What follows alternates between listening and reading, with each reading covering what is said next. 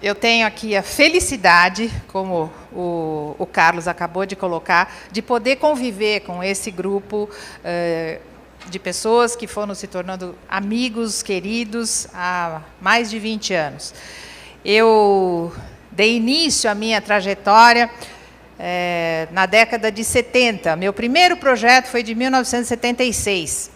E, naquela época, muitas das coisas que a gente está conversando aqui eram coisas de doido. E, naquele momento, eu não tive a felicidade de encontrar no mundo acadêmico uma repercussão positiva para os projetos que eu gostaria de desenvolver. E, em 76, eu fiz uma tentativa, em 78, outra tentativa num mestrado em educação, para falar dessa complexidade humana, para falar de paradigmas, que era um termo que estava chegando, com a perspectiva do Thomas Kuhn. Naquele momento, não foi possível. E aos poucos, numa trajetória que ao longo dessa conversa aqui a gente puxa esse fio da meada, algumas dessas coisas foram se aproximando da minha vida e eu pude interagir. Então, para a gente poder experimentar um pouco de tantos destes aspectos que a gente está aqui tendo o prazer e a felicidade de poder compartilhar, eu queria pedir a vocês, para aqueles que tiverem essa disposição, os que se sentirem à vontade, quiserem tirar os sapatos, fiquem à vontade. E o que a gente vai fazer aqui é uma coisa que eu aprendi com uma comunidade indígena. Nós estamos falando aqui do acionamento das nossas múltiplas dimensões, da necessidade de acionar tudo isso num processo de aprendizagem e na possibilidade de realizar isso no âmbito da educação. E estas múltiplas dimensões envolvem nosso corpo, nossa estrutura biológica, nossas emoções, nosso intelecto, nossas relações, uma perspectiva cultural, social, planetária, cósmica e espiritual. E se a gente estivesse em outro lugar do mundo, provavelmente a gente não estaria sentado nas cadeiras da forma como a gente estava sentado aqui e provavelmente a gente não estaria dialogando da forma como a gente está dialogando aqui. Está errado. Não há um jeito certo e um jeito errado, nem um jeito melhor, nem um jeito pior. São possibilidades diferentes. E o meu convite é que a gente experimente uma outra possibilidade, caso vocês tenham essa disposição.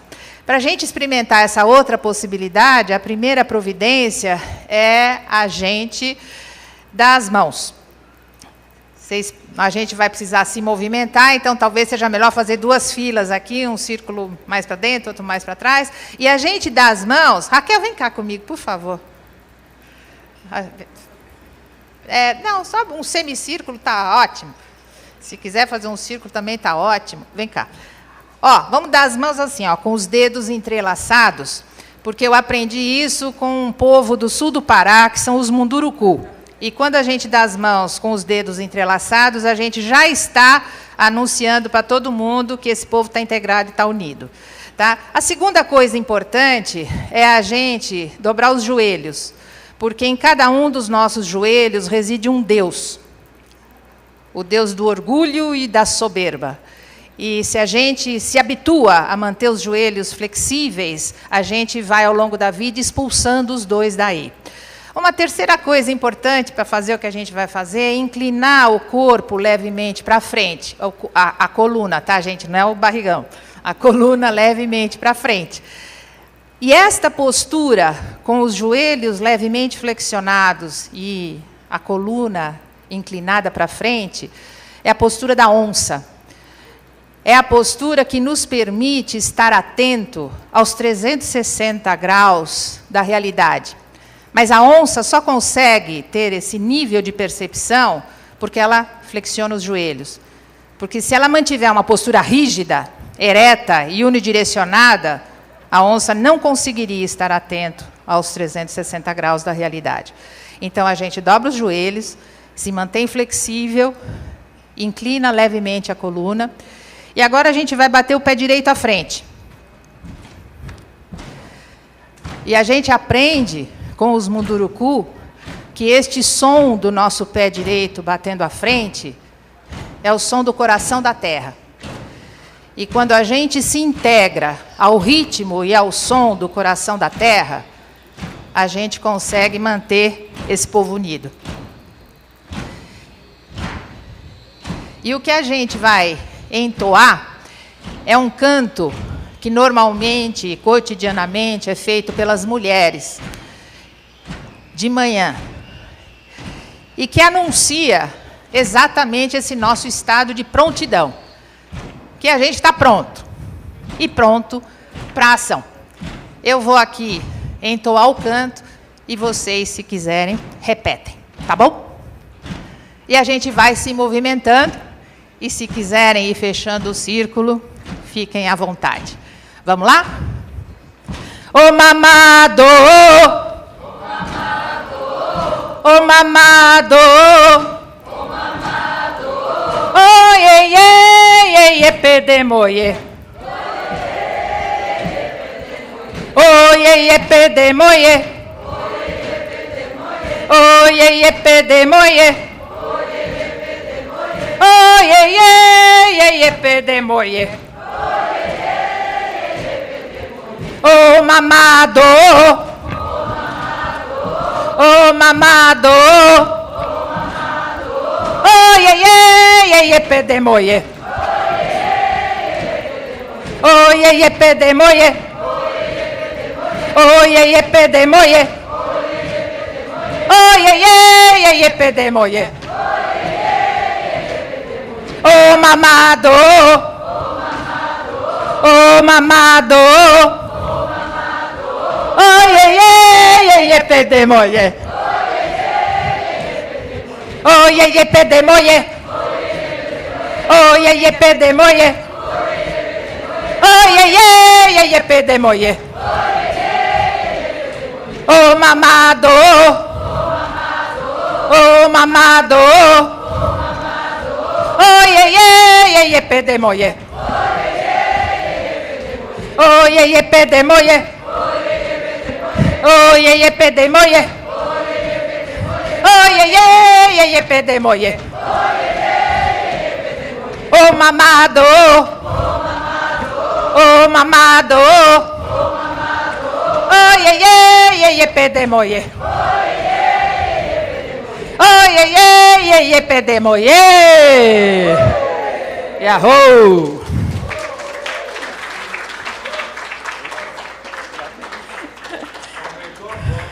Aumentou a fome, né? A sua acabou. Gente, olha só.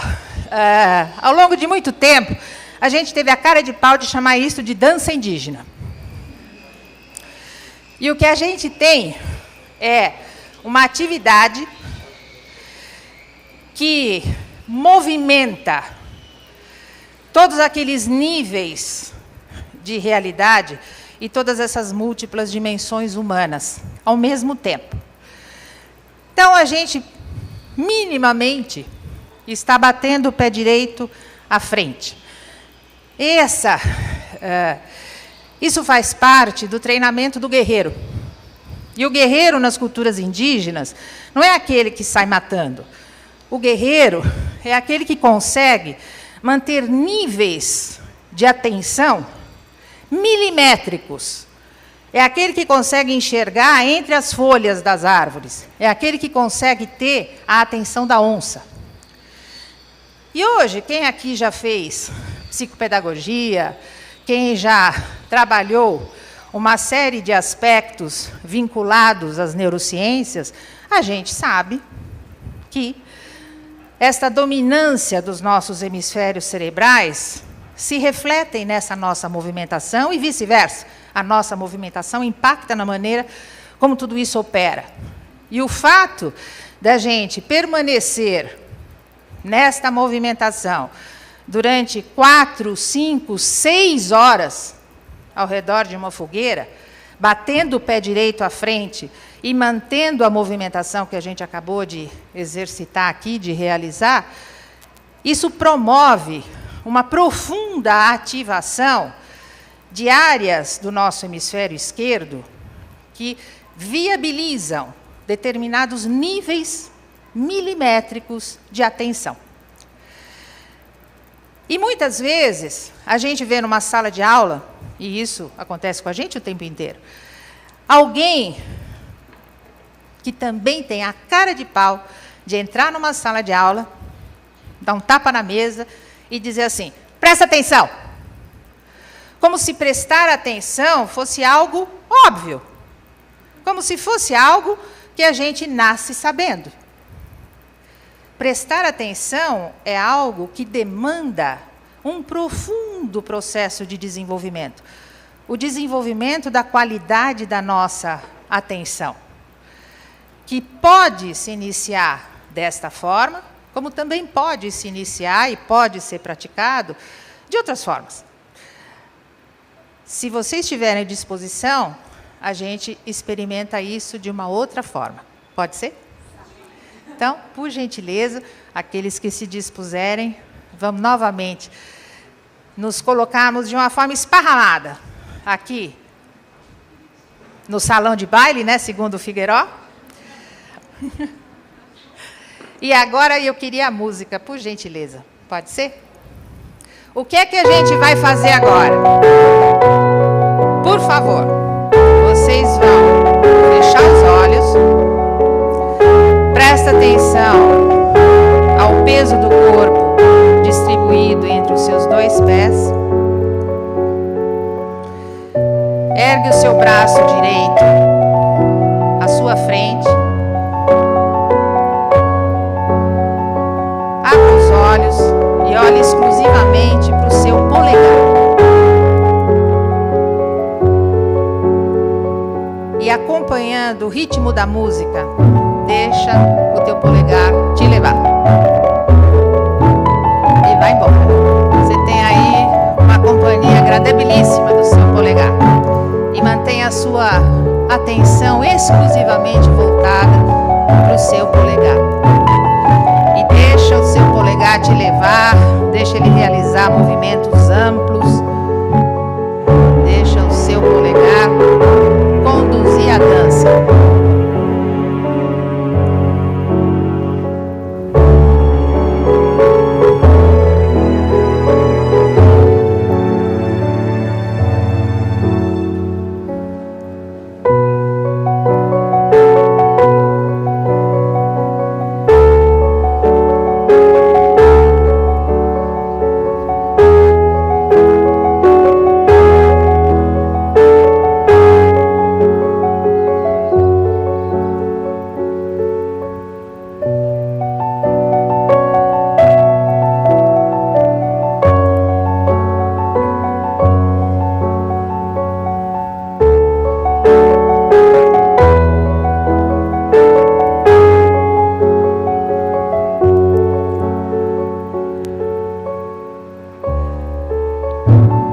Suavemente, interrompa o seu movimento, fecha os olhos. Sente os seus dois pés no chão. Sente o peso do seu corpo distribuído entre os seus dois pés. Solta levemente os joelhos. E relaxa você não precisa para ficar de pé.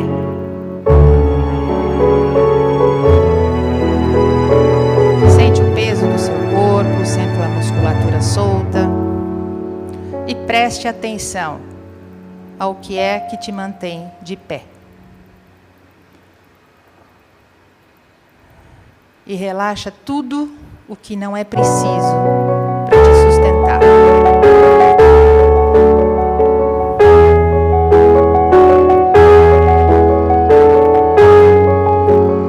Presta atenção a cada detalhe do seu corpo e presta atenção ao que é que você precisa para ficar de pé.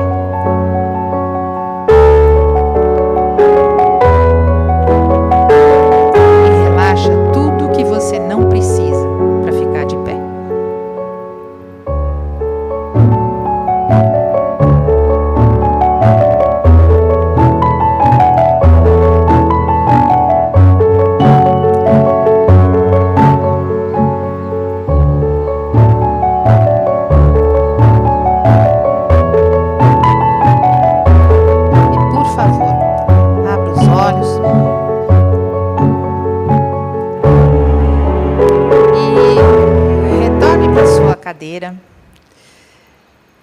e encontra aí mais 3 amigos de infância.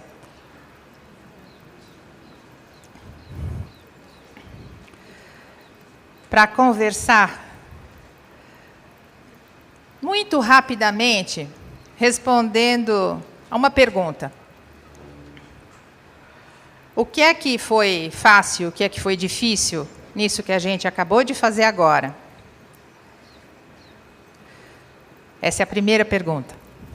E a segunda pergunta é: por que será que quando a gente chegou aqui de manhã, as cadeiras estavam organizadas em pequenos círculos e, ao final da manhã, elas estavam enfileiradas uma atrás das outras?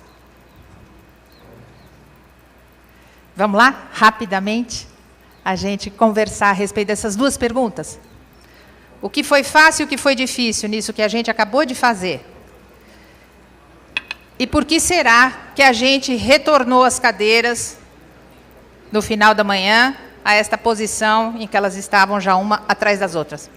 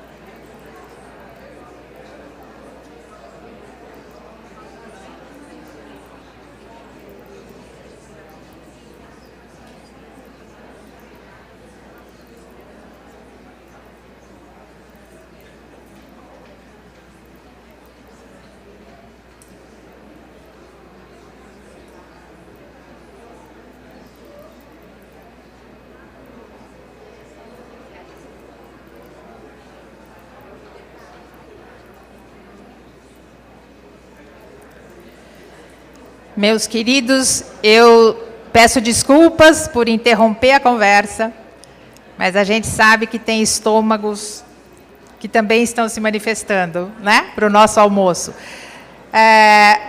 Alguém gostaria de comentar a respeito da primeira pergunta, o que é que foi fácil, o que foi difícil nisso que a gente acabou de fazer aqui?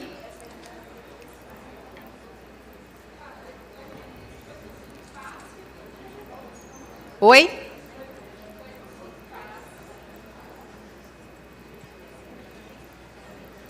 O que meu grupo comentou é que tirar as cadeiras e fazer essa dinâmica foi fácil e foi muito prazeroso. E com a segunda dinâmica a gente ficou mais centrado, então isso mais prazeroso ainda, né, de estar mais alinhado consigo mesmo. Então, a gente estava conversando no nosso grupo que o que foi fácil foi conseguir sair desse modelo tradicional que a gente estava buscando. E o difícil foi, até agora, a gente não ter conseguido fazer isso, né? Depois de 1 dia e meio, a gente ainda estava pensando modelos novos com padrões antigos de comportamento, né? Então, que significa sentar um atrás do outro, que significa ouvir sem poder conversar, né? Então, acho que isso foi bacana. E com relação à segunda pergunta, tem muito a ver com isso, né? Acho que a gente ainda tem modelos muito estabelecidos na nossa cabeça que nos impedem de pensar essa educação do futuro que a gente tanto quer, né? Obrigada, querida. O nosso grupo conversou um pouco sobre essa questão da cadeira, né? Por que as cadeiras estavam em semicírculo e, de repente, voltaram a ficar novamente todas alinhadas? Uma das questões é assim, que o foco está aqui no palco, né? Então, mal ou bem, as pessoas se voltam para cá.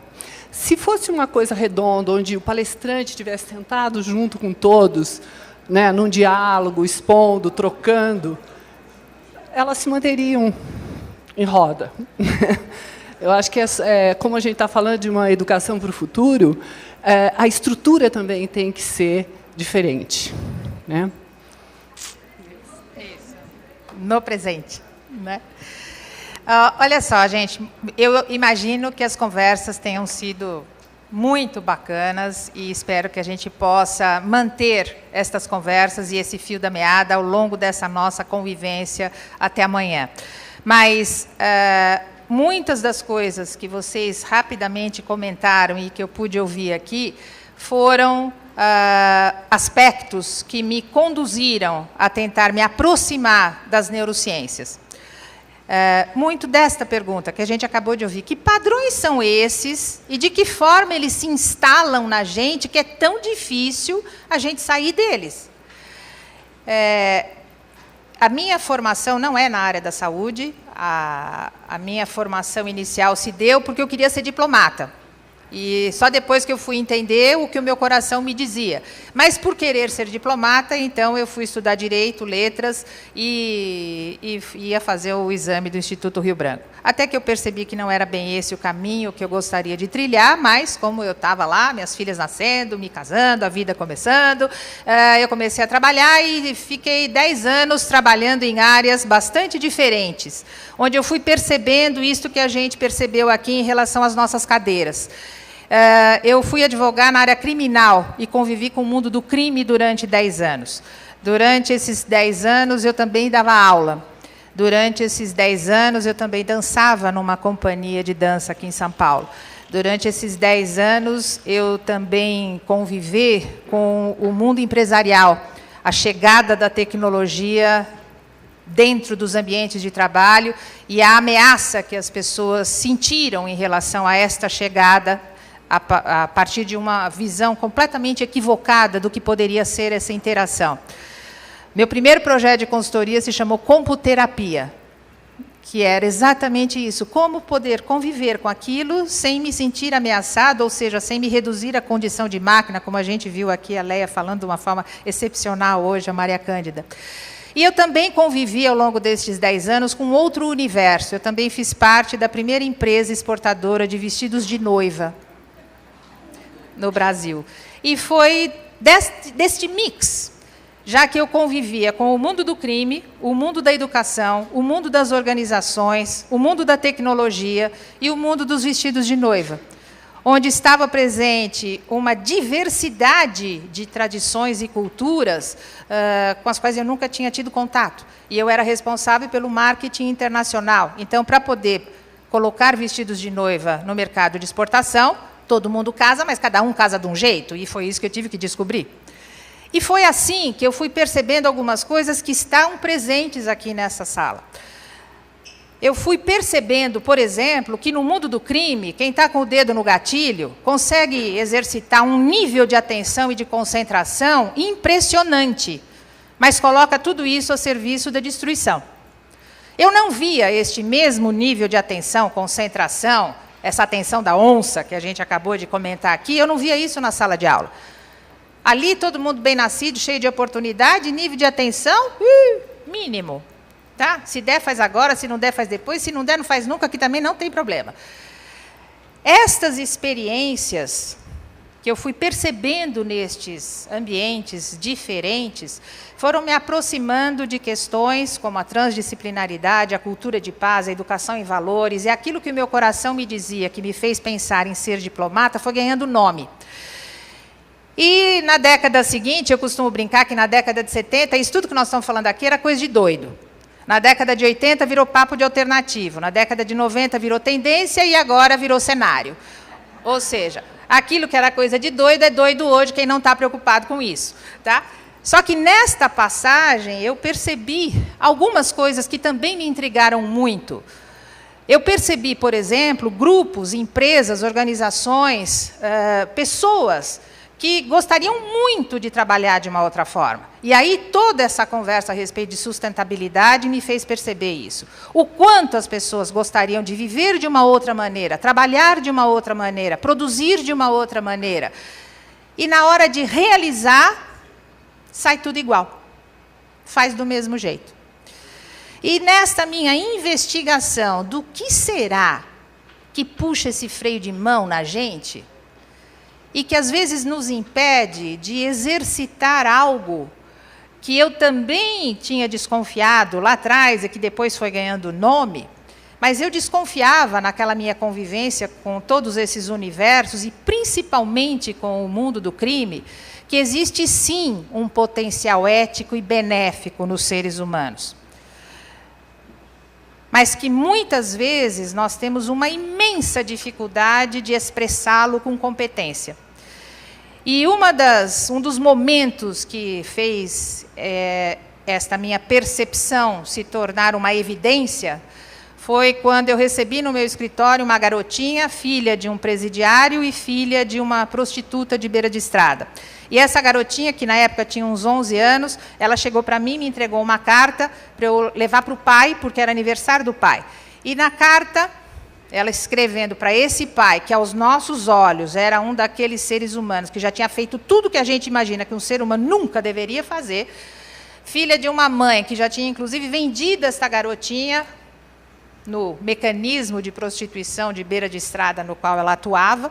Essa garotinha, ela tinha, naquele momento, toda aquela lista de justificativas que a gente consegue identificar em seres humanos que se posicionam na vida como se a vida lhe devesse alguma coisa. O mundo está em débito comigo. E essa garota entrega uma carta em que ela diz o seguinte para o pai: pai, todo mundo tem um lado bonito e um lado feio. Por que você só mostra o seu lado feio e só eu consigo ver o seu lado bonito? É uhul. Essa garota, para mim, ela conseguiu me apresentar uma proposta de educação em valores. Eu falei, opa, é por aqui. Como é que eu vou conseguir enxergar num ser humano um potencial ético e benéfico e desenvolvê-lo, mesmo quando ele não está me mostrando? Porque essa tinha sido a imensa capacidade que essa garotinha não tinha perdido.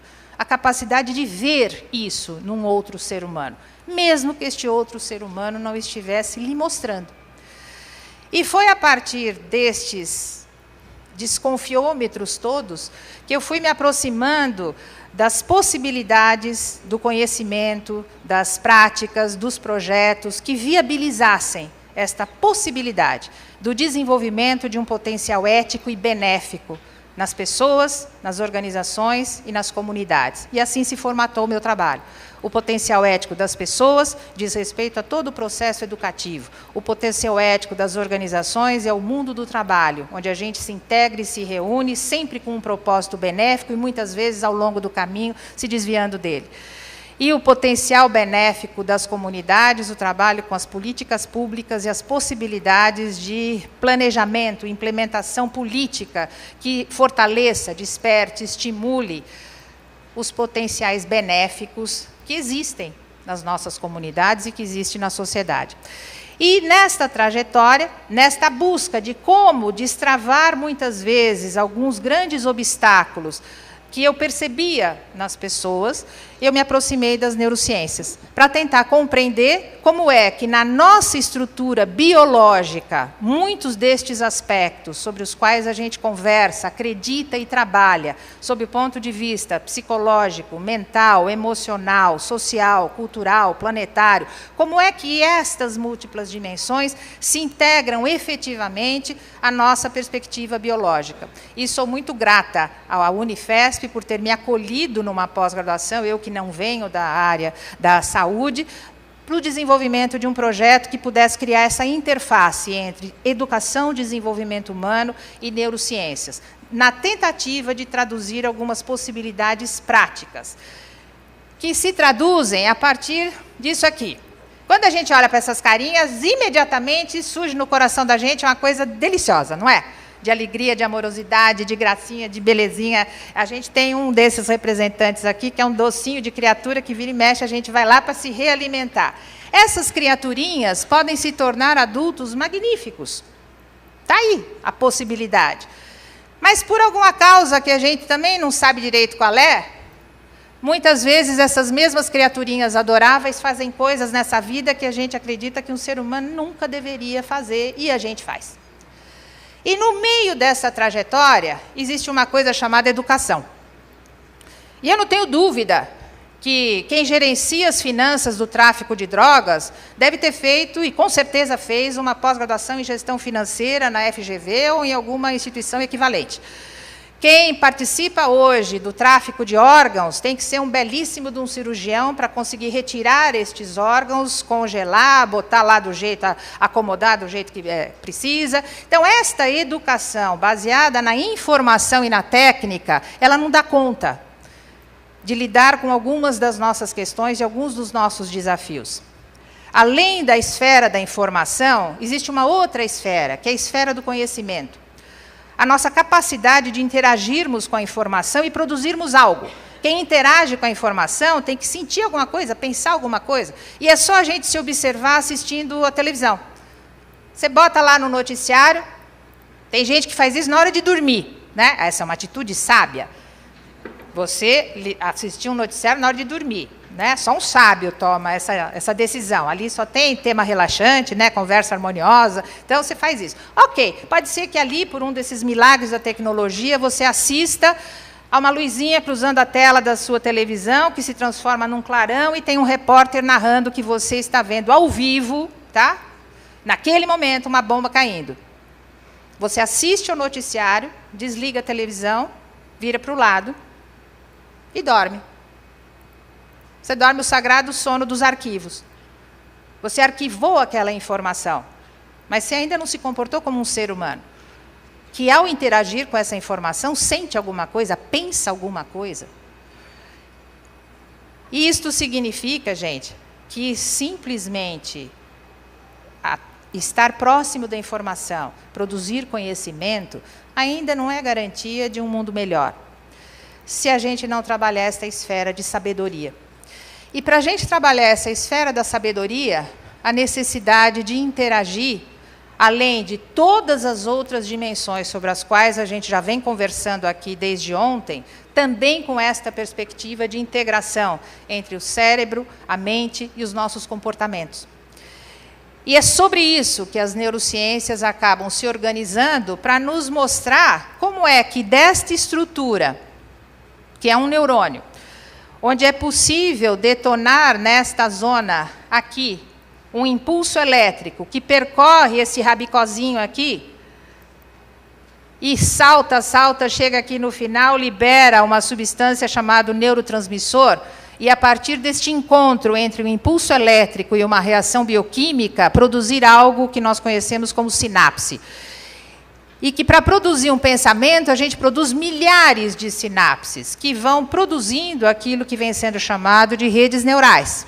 E para produzir uma rede neural, ou seja, para pavimentar uma avenida no meu cérebro, por onde a informação irá ser processada, é preciso acionar 3 processos. O processo de atenção, a repetição, e isto passa a estar disponível na minha memória. Este processo produz o que a gente chama de aprendizagem. E tomar conhecimento deste processo traz para nós, educadores, um novo nível de responsabilidade. Nós, como educadores, nós formatamos cérebros. E por formatarmos cérebros, nós produzimos mudanças anatômicas. Nós produzimos o processo de neuroplasticidade, uma estrutura que se transforma, cujo funcionamento se transforma também. E aí a gente começa a perceber que tipo de estruturas nos conduzem no nosso cotidiano. E saber disso além de trazer uma nova dimensão de responsabilidade, gente, é igual a história da sacolinha plástica. A gente não sabia que jogar uma sacolinha plástica no meio da rua causava toda essa encrenca que a gente sabe que hoje ela causa. Tá? Ao ponto de afogar uma tartaruga no meio do Atlântico, fora todos os estragos que faz. É a mesma coisa. A gente não sabia, mas agora a gente sabendo, a gente se torna responsável por isso. E sabendo disso, a gente sabe também algumas outras coisas. Que nesta relação entre cérebro, mente e comportamento, existem comportamentos que operam exclusivamente no nível fisiológico. Então, por exemplo, o controle da nossa temperatura. Essa é uma providência que ninguém aqui está precisando acionar o seu processo decisório para que aconteça. O nosso corpo está lá, se autorregulando. Mas existem outros tipos de necessidades e de comportamentos. Por exemplo, a fome é uma necessidade fisiológica, mas a maneira como essa necessidade é atendida, ela é cultural, ela é fruto da nossa aprendizagem. E, além disso, a gente tem ainda uma terceira categoria de comportamentos, que são os comportamentos complexos, onde sequer existia uma necessidade. A necessidade se instala através daquele processo que eu acabei de descrever, de estruturação de redes neurais e da neuroplasticidade. E, a partir do momento em que essa necessidade se instala, sob o ponto de vista estrutural, biológico, a gente passa a demandar aquilo como uma necessidade real. O que a gente tem? Desculpe. Nós temos uma relação muito estreita entre aquilo que a gente aprende e aquilo que a gente passa a chamar de natural. E neste tipo de comportamento, que se instala em 100% a partir da aprendizagem, uma das questões é o consumo. E aí a gente passa a achar que eu não sei viver se eu não tiver. Aí vem a lista das coisas que a gente precisa ter para poder viver. E isso se instala em nós. E é extremamente difícil desinstalar.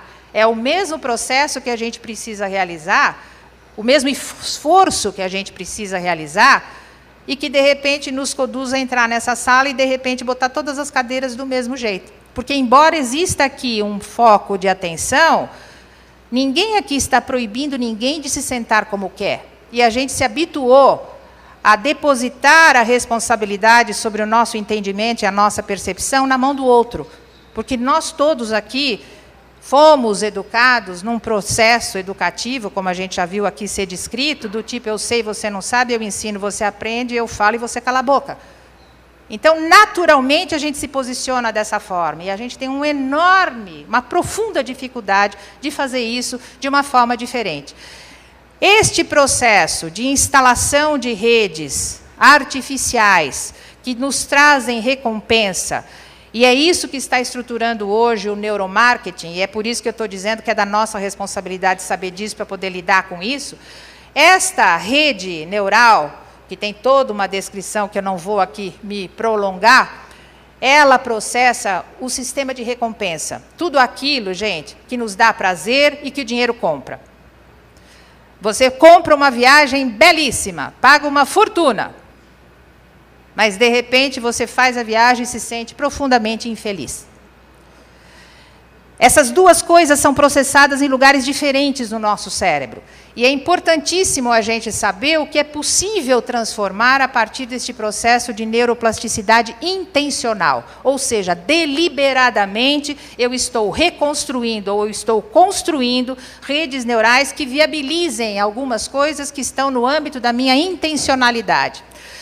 Além desta perspectiva de um sistema de recompensa imediata, de prazer imediato, existe também em nós, numa esfera aqui do neocórtex, áreas do nosso cérebro e redes que estão em nós instaladas, que processam valores, que processam a perspectiva do outro, que processam a possibilidade de interagir com o outro de uma forma benéfica e responsável, e que processam aquilo que hoje a gente vem compreendendo como felicidade genuína.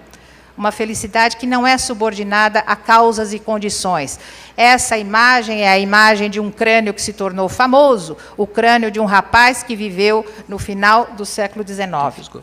Já sei, acabou e vamos acabar, tá? Em 30 segundos a gente acaba aqui. E o que a gente tem é que é possível desenvolver isso no processo educativo em nós, nas nossas crianças, nos nossos jovens, e poder produzir evidências objetivas a respeito deste tipo de processo. Mas tudo isso nasce a partir de algo que é a locomotiva dos nossos processos mentais, a nossa atenção. Para onde for a minha atenção, lá estará o meu pensamento. E aonde estiver o meu pensamento, lá estará a minha ação. Se a minha atenção está para cá, o meu pensamento está junto e a minha ação está aqui, eu já estou fazendo uma profunda fragmentação. E o processo educativo precisa facilitar este alinhamento entre a atenção, que se renova a cada instante. A atenção não é algo que a gente consegue guardar para daqui a pouco, ela só ocorre no momento presente. E no momento presente, os mecanismos atencionais, eles funcionam de duas maneiras. Um mecanismo automático, então se alguém virar aquela mesa, derrubar todos aqueles copos, imediatamente todo mundo vai olhar para lá, porque aquilo chama a nossa atenção. Mas a gente também pode e deve exercitar um treino de desenvolvimento voluntário da nossa atenção. E esse treino, ele é muito importante. A gente aprender a subordinar a nossa atenção às nossas intenções. E este domínio do sistema atencional, que pode ser feito através de uma movimentação, como a gente fez aqui, pode ser realizado através de uma atividade silenciosa, pode ser realizado de inúmeras maneiras, mas é importantíssimo que ele aconteça de uma forma intencional, para que ele se instale em nós. E uma dessas formas são as práticas contemplativas, as práticas meditativas.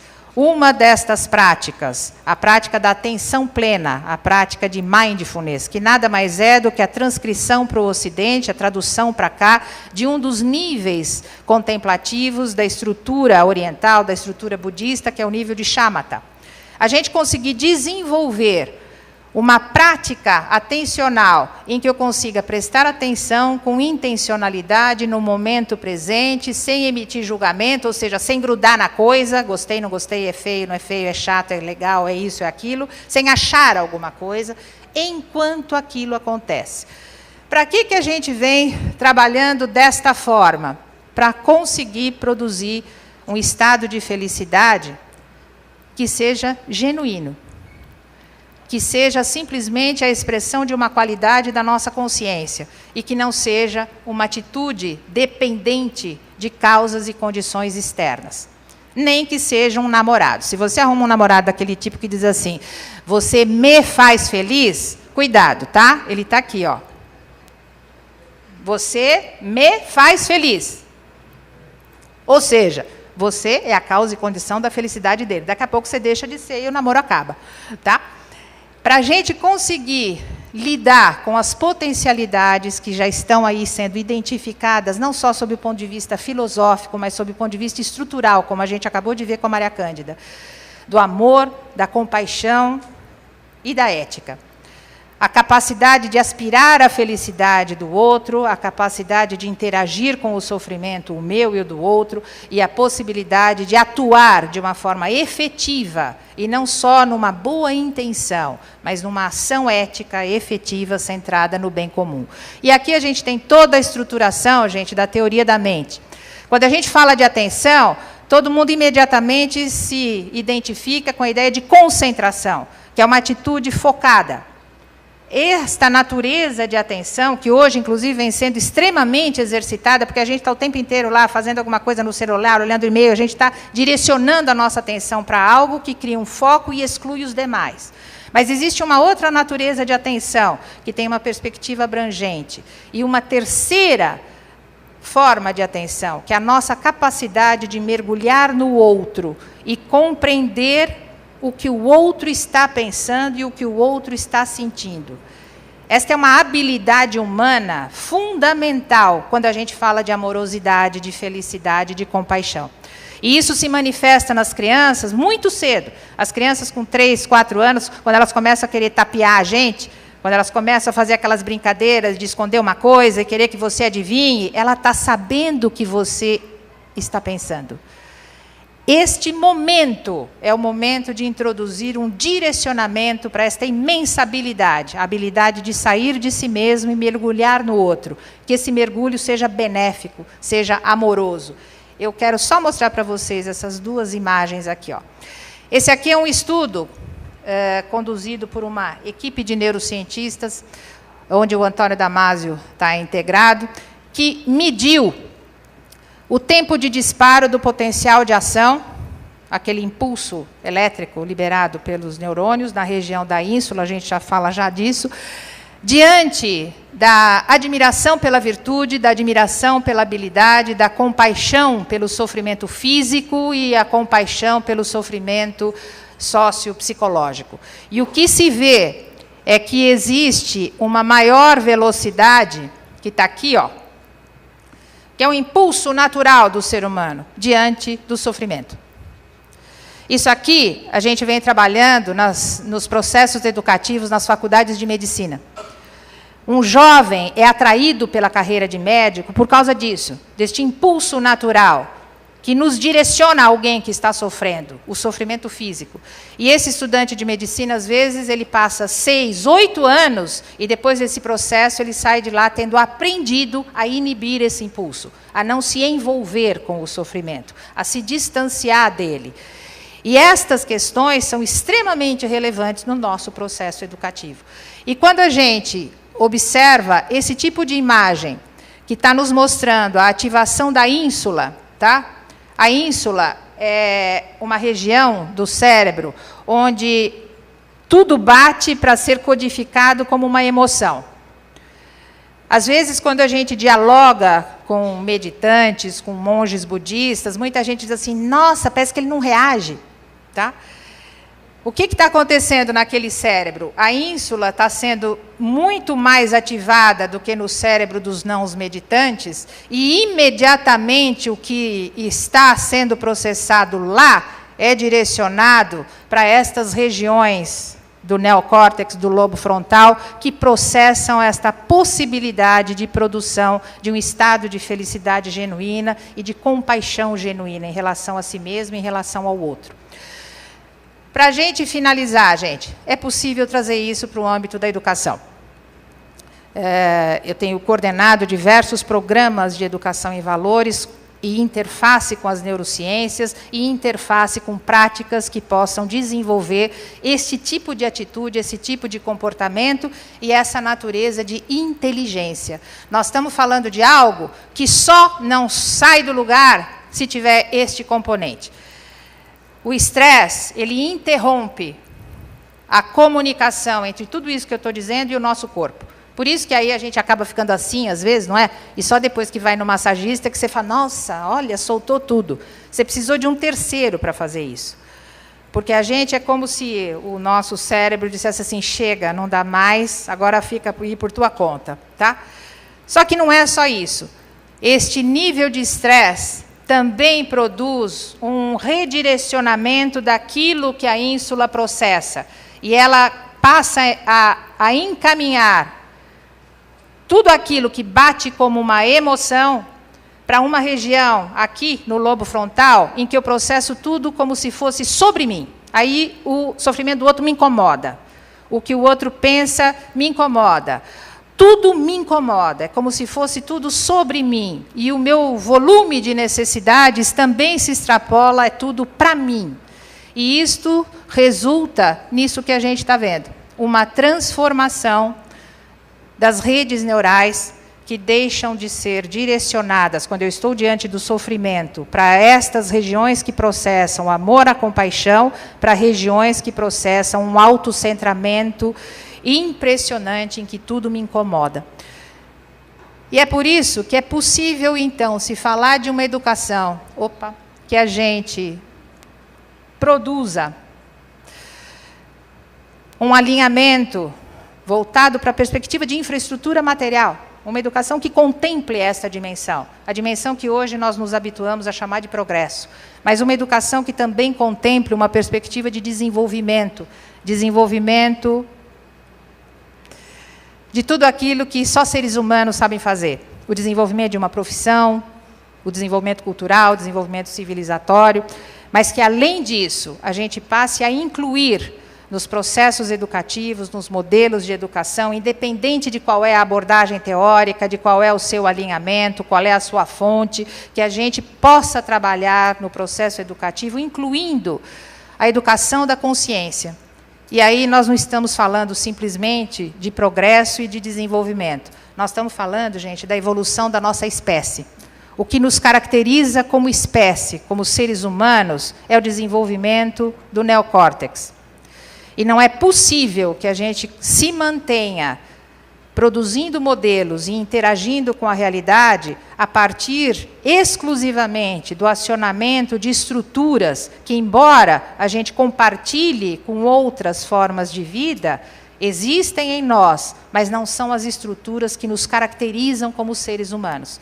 E é esta dimensão de responsabilidade que as neurociências estão mapeando e estão nos oferecendo a nós, educadores, para que a gente consiga acomodá-las num processo de desenvolvimento pleno dos seres humanos, que contemple desde a perspectiva biológica até a perspectiva espiritual.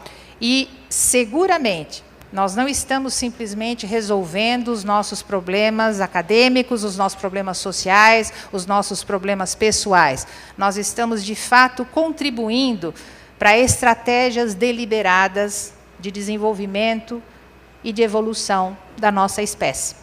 Quando a gente discute a sustentabilidade, não se trata só de mudar o modelo econômico, mas é da gente fazer uma profunda revisão e um profundo processo de transformação estruturante. Este ser humano não sobrevive. O ser humano que sobreviverá e que irá criar um novo modelo dentro dos parâmetros que a gente vem discutindo aqui, é um ser humano que precisa se transformar também estruturalmente, e não somente sob o ponto de vista intangível da produção do seu conhecimento e da produção do seu pensamento. E eu espero que a gente seja suficientemente competente, amoroso e inteligente para realizar as transformações que a vida está nos demandando que a gente faça. Obrigado, gente.